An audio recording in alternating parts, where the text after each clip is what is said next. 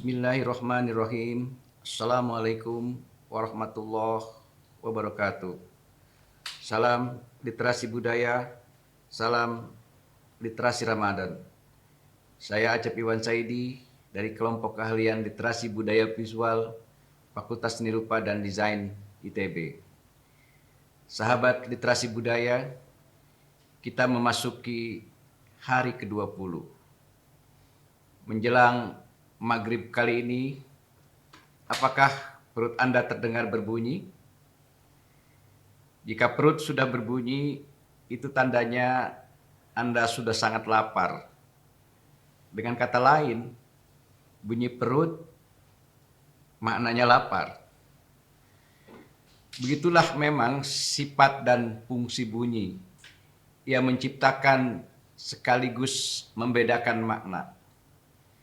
Lapar dan lapor misalnya, bukankah hanya dibedakan oleh bunyi huruf A dan O?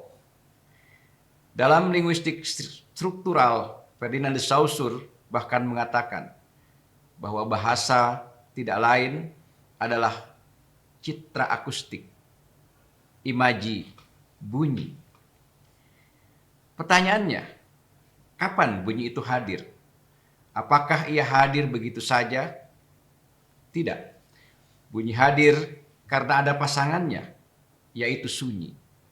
Dengan kata lain, bunyi diniscayakan oleh sunyi. Tapi bunyi tidak meniscayakan sunyi. Sunyi akan tetap ada meskipun tidak ada bunyi. Mengapa? Sebab sunyi itu substansi, sedangkan bunyi adalah bentuk. Dalam semiotika, sunyi adalah referen dari bunyi.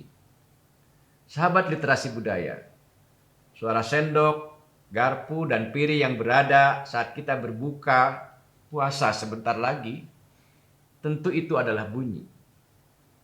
Lantas, apa rujukan dari bunyi-bunyian yang timbul dari aktivitas berbuka itu? Rujukannya sekali lagi adalah sunyi, yakni sesuatu yang tidak terindra oleh pendengaran fisik. Ia berdiam dalam relung, yakni iman. Hanya mereka yang beriman, yang ikhlas mengubah jam biologis, yakni mendorong waktu makan siang ke petang dan menarik makan pagi ke dini hari. Puasa memang terletak pada tataran keislaman atau rukun Islam. Tapi pelaksanaan ibadah ini tentu saja berdasar pada keyakinan adanya Allah. Jadi, barang siapa tidak saum tanpa alasan yang menggugurkan kewajibannya, ia bukan hanya tidak berislam, tetapi sekaligus tidak beriman. Islam dan iman tidak bisa dipisahkan. Itulah saya kira rujukan dari bunyi sendok yang beradu dengan piring saat berbuka. Lantas, saum sendiri bunyi atau sunyi?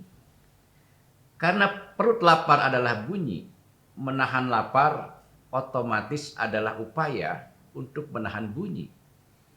Jika puasa Anda definisikan sebagai menahan lapar, dengan sendirinya puasa adalah menahan bunyi.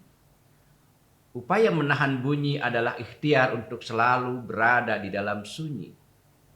Walhasil, saum adalah sunyi. Tepatnya sunyi dengan S kapital. Saum adalah sebuah jeda di antara kata ke kata, di antara bunyi ke bunyi. Coba Anda ucapkan kalimat, aku akan mencuri misalnya. 3 kata ini tidak bisa diucapkan sekaligus, bukan? Di antara aku, akan, dan mencuri. Ada spasi yang mengantarai, ada jeda, ada sunyi. Itulah saum. Saum menahan Anda sejenak untuk berpikir dan berefleksi sehingga Anda memutuskan tindakan berikutnya.